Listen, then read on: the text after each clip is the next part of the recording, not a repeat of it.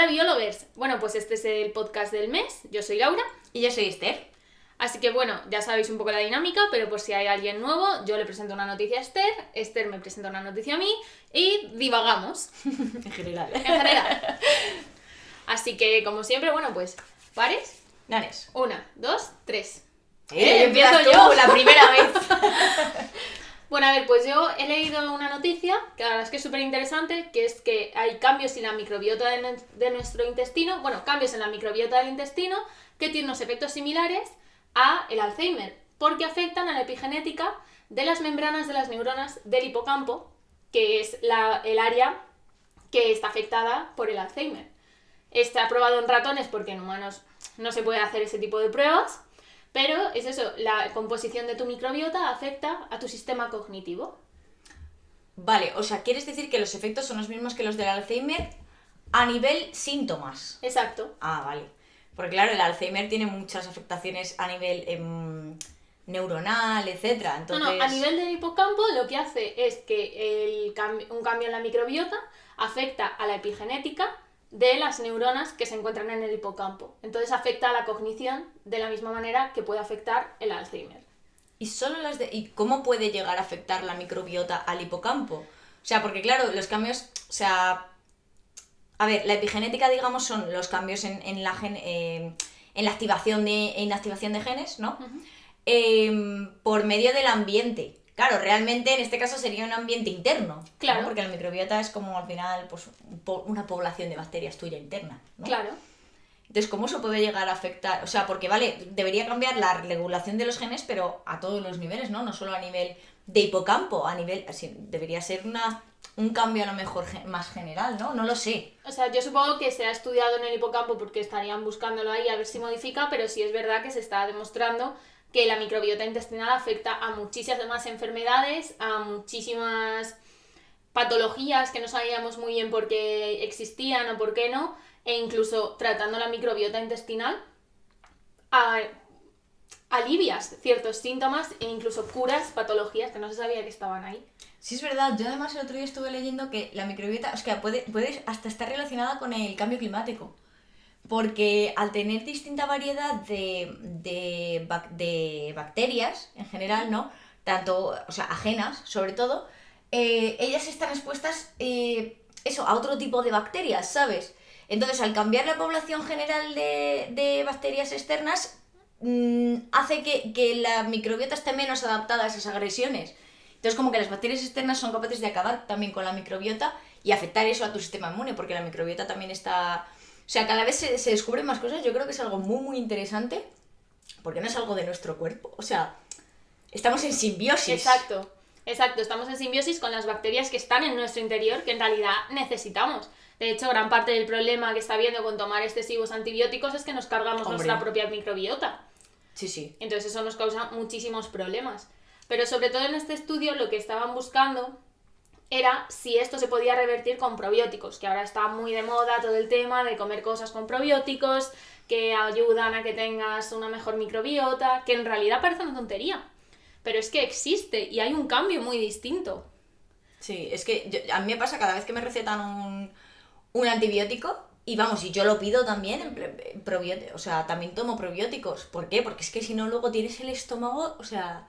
horrible. ¿Y por qué es? Pues porque a base de hacerse resistentes las bacterias que no deben, que son las que tienes que matar, pues al final los antibióticos tienen que ser tan fuertes, tan extremos, que son capaces de atacar a las bacterias que no deben. Exacto, a las que no son beneficiosas. Claro. O sea, es que parece mentira y parece que todas las bacterias son malas, pero es que no podríamos vivir sin bacterias. No, o sea, no es, o sea, la simbiosis es cuando los dos obtienen beneficio, o sea, no es que solo ellas obtengan beneficio nuestro, sino que nosotros también tenemos muchísimo beneficio de ellas.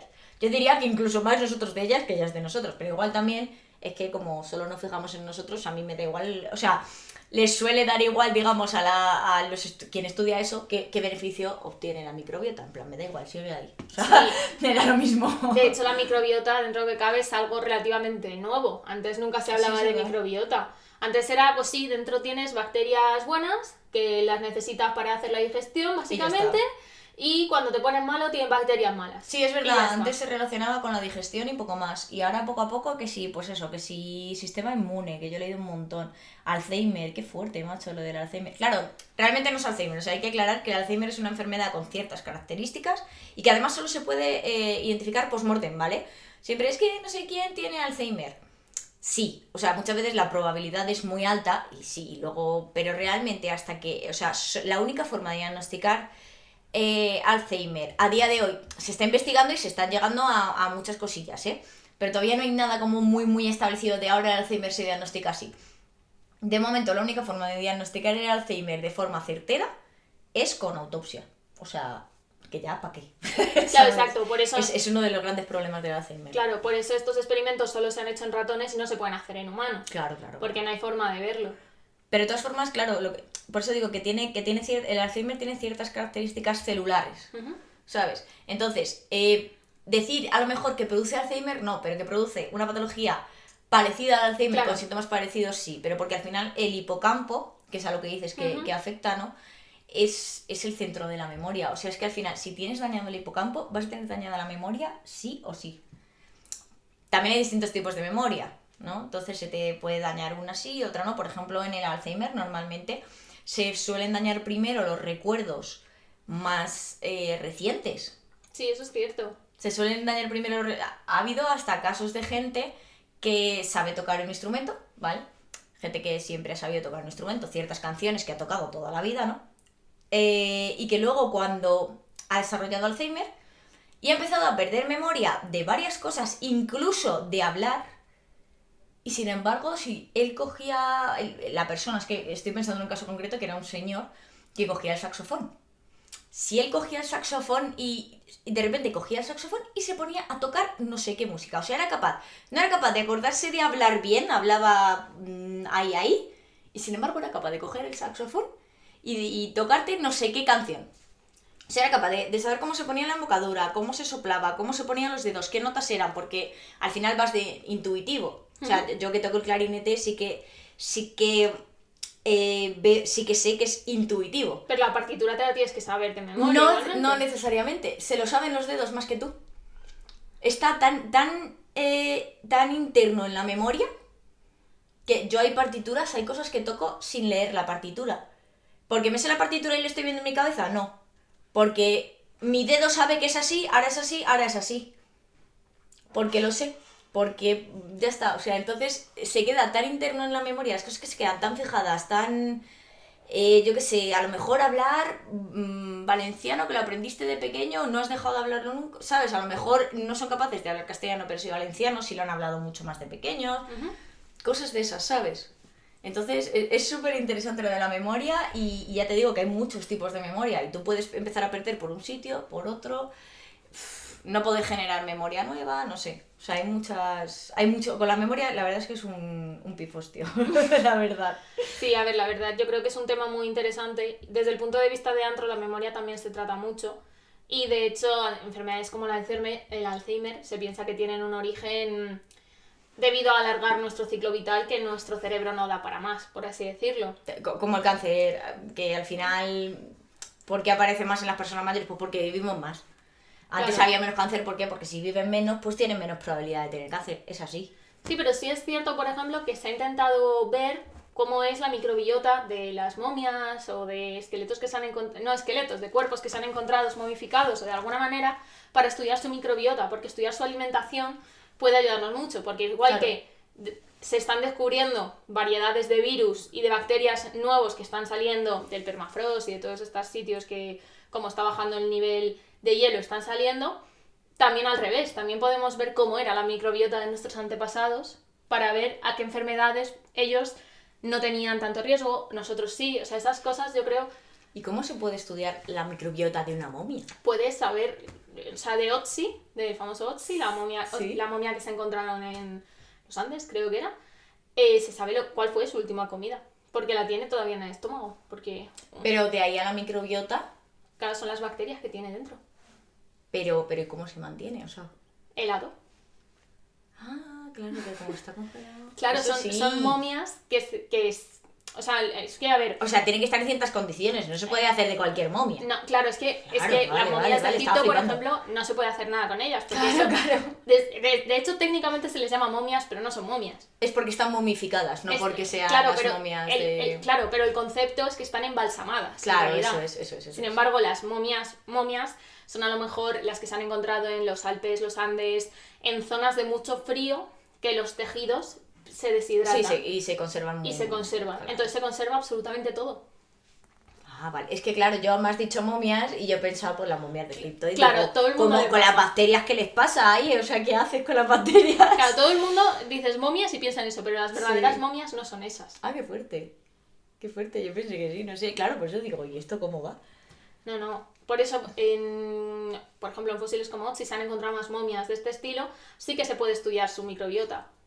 Y eso es súper interesante, de cara también a si sabemos las enfermedades que tenían y cómo a lo mejor las hemos superado, como todas estas cosas siempre es muy interesante a la hora de la medicina preventiva. Claro, sí, es lo de siempre. Si tú estudias tu pasado, Claro. eres capaz de mejorar el presente, ¿no? Lo que dicen siempre más en tema político y en tema de historia, que sí, que tienes que conocer el pasado, digamos, para no repetir los mismos errores, ¿no? Sí, o sea, es un poco Un poco parecido, un poco sí. parecido.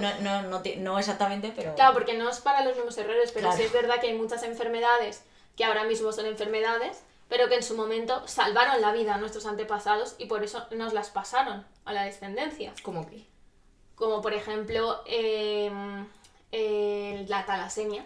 La talasemia ahora se considera un tipo de anemia muy muy fuerte, pero la talasemia en realidad lo que hace es que la gente sea inmune a la malaria. Entonces, verdad, la claro. gente con talasemia normalmente era gente que vivía en zonas donde la malaria era endémica. Entonces esa gente sobrevivía a la malaria. ¿Qué pasa? Que ahora que no hay malaria, esa gente tiene unos déficits de hierro muy grandes. Entonces, claro, antes eso te salvaba la vida, ahora solamente es una patología. Hombre, y no solo eso, sino que hay enfermedades que siempre han existido, que no son nuevas, digamos, y que si tú sabes que pues eso, encuentras unos restos que tiene indicios de cierta enfermedad y vas investigándolo y ves en qué condiciones vivía, sabes en qué condiciones puede ser que se produzca más esa enfermedad. Claro. Es decir, si antes se producía en estas condiciones, pues ahora supongo que también, ¿no? Claro. Puedes intentar, puede que no, puede que simplemente sea casualidad y que haya muchas más condiciones que tú no estás teniendo en cuenta, pero bueno, por algo hay que empezar, ¿no? Sí, o sea, nosotros en nuestra evolución humana al final hemos perdido muchos sentidos, hemos perdido muchísima capacidad también de observar nuestro alrededor. O sea, los animales enseguida están en alerta, enseguida nosotros vamos así a lo nuestro. Entonces sí es verdad que ver cosas de nuestro pasado, de cómo nos pudieron ayudar, nos pueden ayudar en nuestro presente, sobre todo teniendo en cuenta que vamos a lo incierto. Estamos abocados a un cambio climático en el que ya estamos, que no sabemos cómo va a ser. Por eso también el estudio de la microbiota es muy importante, porque a lo mejor cosas de ese cambio son las que nos pueden estar afectando sin que nosotros lo sepamos. Sí, yo creo que se han dado cuenta ya de que la microbiota, o sea, que no somos solo un cuerpo súper complicado, con unos sistemas muy relacionados y súper complejos, sino que encima tenemos algo que no somos nosotros como tal, que también nos está influyendo en muchísimo. Y yo creo que se han dado cuenta y cada vez se hacen más estudios de todo tipo, o sea, de todo tipo, de cómo afecta esto. Ya te digo, al cambio climático, que tú dices, ¿quién se le ha ocurrido la idea de, claro, es que el cambio climático afecta a nuestra microbiota? Y tu madre mía de mi vida, ¿sabes? Yo creo que cada vez se han dado más cuenta y vamos, me parece un acierto. Sí, totalmente. Bueno, pues vamos con tu noticia. Pues me hace gracia que me hables del Alzheimer porque la mía también va de Alzheimer. Porque se ha descubierto la relación que puede haber entre Alzheimer y diabetes tipo 2. ¿Por qué interesa esta relación? Pues porque si ves que hay algo de relación eso entre Alzheimer y diabetes, quiere decir que hay algo que puedes arreglar que puede afectar a ambas enfermedades. ¿Vale? Hay algo común y eso siempre está muy bien. Y es que se ha descubierto que la ApoE, ¿vale? ¿Sí? Apolipoproteína E, se llama. Es una proteína que se produce, digamos, tiene relación con el colesterol y entonces el colesterol tiene relación con ambas enfermedades, ¿vale? Entonces, en el caso de la diabetes, cuando sube mucho la concentración de azúcar en sangre, o sea, eso afecta también al nivel de colesterol, ¿vale? Y lo mismo pasa con el Alzheimer, solo que en el Alzheimer solo pasa a nivel local, no a nivel de todo el cuerpo, como en la diabetes, pasa solo a nivel de cerebro. Entonces, claro, lo interesante es si regulando el colesterol podemos curar barra prevenir el Alzheimer, tanto el Alzheimer como la diabetes 2, que fíjate tú qué enfermedades tan diferentes en cuanto a síntomas. Sí, bueno, la diabetes tipo 2 al final es la que nos causamos nosotros a nosotros mismos, porque no es genética. O sea, la diabetes genética es la diabetes tipo 1, que es la que tienen los niños de pequeños. Si tú de pequeño tienes diabetes tipo 1 es que tienes diabetes genética.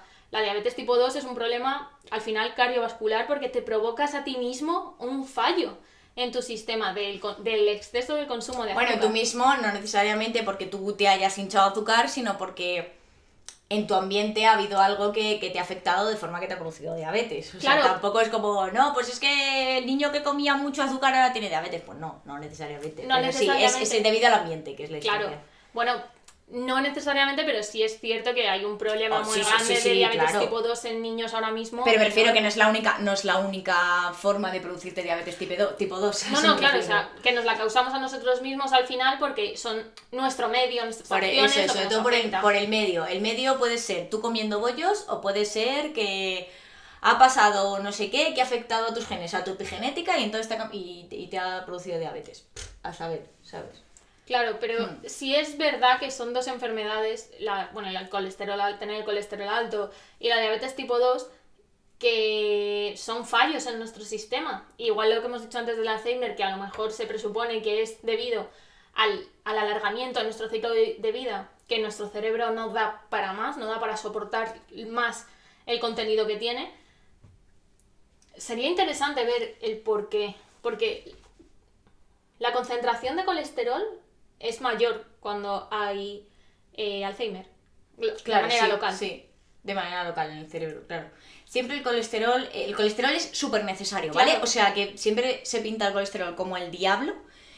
Y primero, que no existe un tipo de colesterol, y es el diablo y ya está. O sea, el colesterol es súper necesario. Si no lo tuviéramos, no seríamos capaces de mantener nuestras células con la estructura que tienen. Claro, justo. O sea, lo necesitamos. Justo en eso estaba pensando. O sea, si hay un aumento de colesterol en las áreas del hipocampo, ¿es porque las membranas de las neuronas necesitan más colesterol o necesitan menos colesterol? No, simplemente que el problema está en que cuando la desregulación de la ApoE hace que haya un problema de colesterol. ¿Sabes? O sea, lo que pasa es que cuando se produce a nivel local puede tener relación con el Alzheimer y cuando se produce a nivel nivel más general, claro, tiene relación con la diabetes tipo 2, ¿sabes? Pero no necesariamente porque necesiten más colesterol que... Hombre, cada célula tiene una proporción de colesterol distinta, supongo. Claro. Pero la verdad es que ni lo dicen ni estoy segura de si realmente las células del cerebro necesitan más colesterol o no. Lo de siempre, el problema no es tener o no colesterol. El colesterol es necesario y lo necesitas. El problema es tener colesterol del que no debes y en la proporción que no debes. Exacto. Porque al final el que no debes es el HDL, que seguro que habéis oído hablar de él. Pero... el LDL. El LDL. Eso, el LDL. Porque eso es. Exacto. El LDL. Entonces, no es que de ese no tengas que tener. Sí tienes que tener, pero... la proporción justa. Sí, obviamente los niveles están ahí por algo y hay que tener como en todo, o sea, nuestro organismo es un 100% y de ese 100% tiene que tener su justa medida de todo para que todo funcione como debería. O sea, no es esto no tiene que existir y como tiene no. Pero el problema es eso, que el exceso pues puede tener relación con eso, con enfermedades como Alzheimer o como diabetes, que siempre se asocia a enfermedades cardiovasculares. Claro. Es que se te acumula en las venas y entonces te forma un tapón y entonces te da un infarto. O sea, es más fácil que pase no sé qué, se te forme tal y te dé un infarto. Vale. Sí, está claro. Y es como la relación más clara, más directa y más estudiada. Pero que hay que tener en cuenta que lo del colesterol es malo. No es, pero es que yo del corazón estoy perfectamente porque me han hecho una revisión y estoy genial. Ya, pero es que te puede estar afectando a que... O sea, puede estar haciendo que tú en un futuro puedas tener Alzheimer, puede estar haciendo que tú puedas tener diabetes... ¿Sabes? Te puede afectar a muchas cosas, que no es solo, no, pues yo como estoy con un roble, con el corazón y con todo, pues no me hace falta controlar mi colesterol. Sí, a ver, eso es cierto. De hecho, estamos hablando de 3 enfermedades que están muy en auge, que en realidad no son, yo no las considero, son enfermedades, sí, desde el punto de vista médico son enfermedades, pero yo las consideraría desregulaciones, en realidad. Pero del porque sistema. todas las enfermedades son desregulaciones. Sí, pero quiero decirte, al final tener el colesterol alto es que tu cuerpo no está regulando bien el colesterol, no lo está contrarrestando o que bien. estás tomando de más. Bueno, Y a tu cuerpo no le da tiempo, porque al final no procesamos todo de la misma forma, a la misma velocidad, etcétera. Entonces, no le da tiempo al cuerpo a decir, esto me sobra fuera, esto me sobra fuera. O sea, si tú le metes de más... Sí, obviamente, pero yo a lo que me refería con desregulaciones es que al final, al menos el colesterol alto y la diabetes tipo 2 se deben en gran parte al estilo de vida. Ah, o sea, claro, son cosas sí. que corriges con tu estilo de vida. ¿Sabes? A eso me refiero con que son desregulaciones Bueno. de la normalidad que puede ser Sí. tener unos hábitos de vida saludables, que es un poco a lo que voy. A ver, pero no solo eso, pero sí, la mayor parte de las veces sí, eso es cierto. Claro. Pero es verdad, por ejemplo, existe gente que tiene hipercolesterolemia familiar, es decir, que tiene el colesterol alto porque sí, o sea, de genética. Entonces hay gente que de por sí tiene ese riesgo. ¿Qué significa tener el colesterol alto? Pues lo mismo, que lo que te sobra no lo eliminas de la forma que debes y entonces tienes siempre el colesterol alto. Entonces ¿eso qué quiere decir? ¿Que no tomes colesterol? No. O sea, que no tengas... O sea, al final, es que además es muy difícil, escúchame, es complicadísimo. Sí. O sea, al final vas a tener que tener... O sea, el colesterol vas a tener sí o sí. Pero tienes que tenerlo como más regulado, más... Sí, tienes que tener más control. Entonces, no siempre es, pues, lo mismo. Es que la gente que come con mucha grasa, no necesario. O sea, obviamente, si comes con mucha grasa vas a tener mucho colesterol y encima malo y encima tal, vale.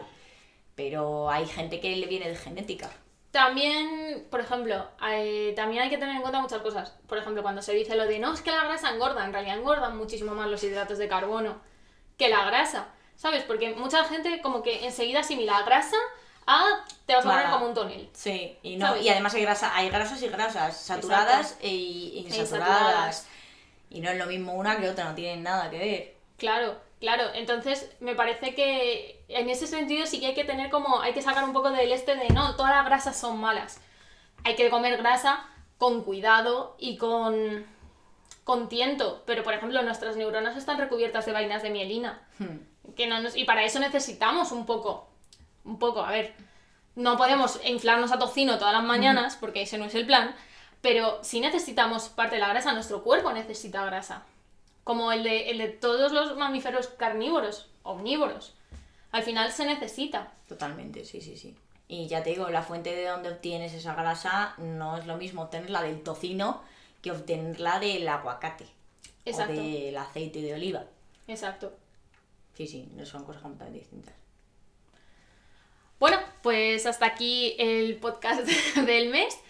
Y bueno, esperamos que os haya gustado. Y ya os comentamos, a partir del siguiente los vamos a grabar en directo en Twitch, pero los subiremos igualmente a Spotify, a iVoox y a YouTube. Así que mucha serotonina y que Darwin nos acompañe.